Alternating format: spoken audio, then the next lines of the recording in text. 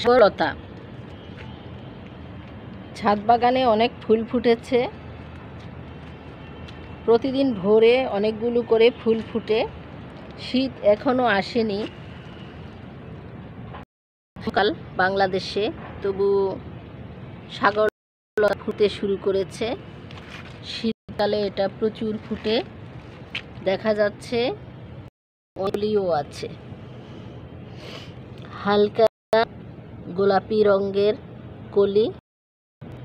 এই কলিগুলো কালকে ফুট। আর এই যে হচ্ছে ফুল, এই ফুলটা কিন্তু মর্নিং গ্লোরি, ভোরে ফোটা। এটাকে অন্য ভাষায় বলা হয় সাগর কলমি, সি ভাইন। আবার এর পাতা দেখতে ছাগলের খুরার মতো, এজন্য এটাকে ছাগল খুরি বলা হয়। এভাবে বিভিন্ন নামে এটাকে ডাকা যায়।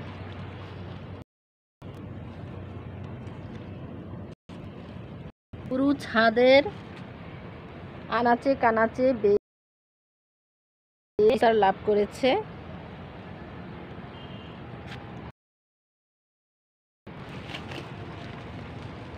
এর উৎস কিন্তু এই জায়গায় এর উৎস।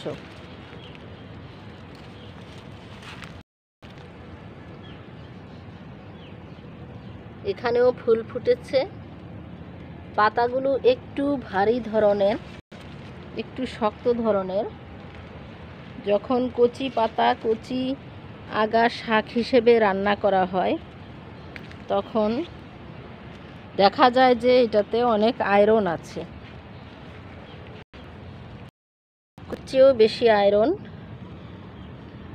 এবং কলমি শাক যেরকম খাওয়া যায় সেভাবে এটা খাওয়া হয়।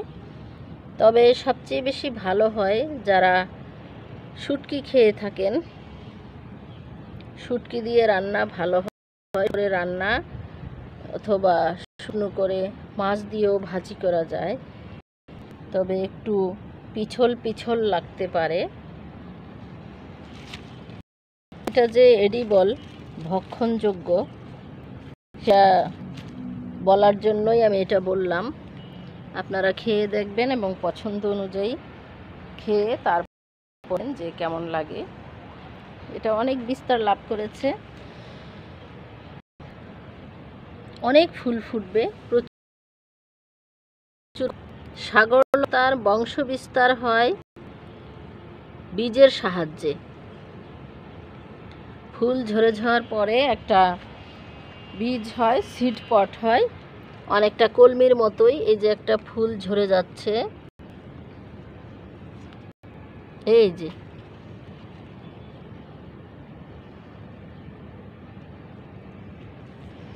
ফুল ঝরে গেল, এই যে বীজ হবে, সিড পট হবে। কয়েকদিন পরে দেখা যাবে ভালোই মোটামুটি গোল আকৃতির একটা সিড পট হবে, বীজ থাকবে, 3টা 4টা বীজ থাকবে। তো এই সিড পটের বীজগুলো শুকিয়ে কালো হয়ে যায় এবং এই বীজগুলো মোটামুটি বড় আকৃতিরই হয়, মর্নিং গ্লোরি টাইপের বীজ। তবে মর্নিং গ্লোরির চেয়ে অনেক বড় বীজগুলো। তারপরে বীজ লাগালেও হয়, এছাড়া ডাল কাটিং থেকেও হয়। তো এই গাছটি কিন্তু বেশি শুকনো জায়গাতেও হয়, যেমন আমি দেখেছি এগুলো বালুর মধ্যে হয়ে আছে, বিরাট বালুময় এলাকায়, চরাঞ্চলে দেখা যায়। আবার পানিতেও হয়, পানি যেখানে সাগরের তীরে, কক্সবাজার, কুয়াকাটা, দক্ষিণাঞ্চলে সাগর উপকূলে পানি যেখানে, সেখানেও হয়। তো এটা আমার ছাদ বাগানে লাগিয়েছি। প্রথমবার টিকে নাই, পরের বার টিকলো। কক্সবাজার থেকে আমি নিজে নিয়ে এসেছিলাম। তো এখন এই গাছটা আনাচে কানাচে হয়ে দিকে চলে গিয়েছে। তো বোঝা যাচ্ছে গাছটা যেহেতু টিকে গিয়েছে, ইনশাল্লাহ আরও বিস্তার লাভ করবে। তো বন্ধুরা, আজকে সাগরলতা দেখালাম। আপনারা সবাই ভালো থাকুন, গাছটি সংগ্রহ করুন, লাগান, ফুলের সৌন্দর্য উপভোগ করুন। ভোরের যে সেটা সাগরলতার মাধ্যমে বিস্তৃত হয়।